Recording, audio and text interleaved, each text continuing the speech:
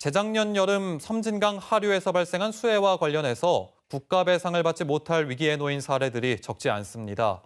수해로 양식장 장어들이 떼죽음 당했는데 정부는 이들 양식장 피해를 배상 대상에서 빼겠다는 의견을 냈습니다. 오정현 기자가 취재했습니다.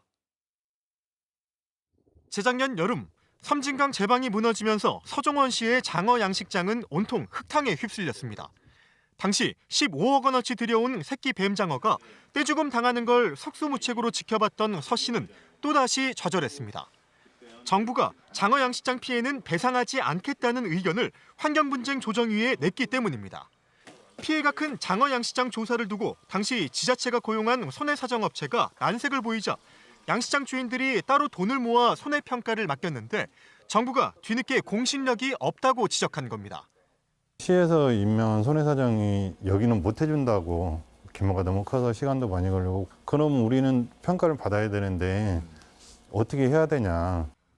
하지만 피해 조사 한 가구당 20만 원꼴로 계약한 지자체 손해사정 용역으로는 처음부터 수십억 원 규모의 손해평가가 불가능했다는 점에서 피해자들은 억울함을 호소합니다. 게다가 공신력이 문제라면 정부가 지정한 감정인에게 평가를 다시 받겠다고 했지만 정부는 답하지 않고 있습니다.